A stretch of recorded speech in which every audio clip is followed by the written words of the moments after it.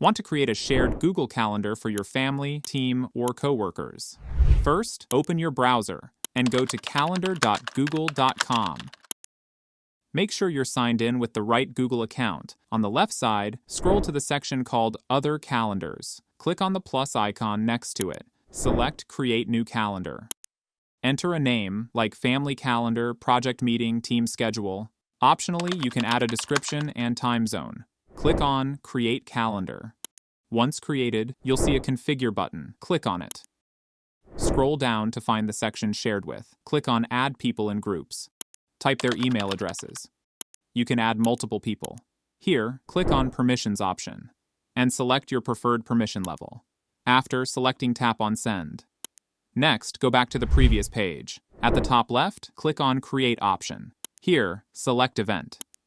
Fill in the title, date, time, and location. After that, click on Save to add it.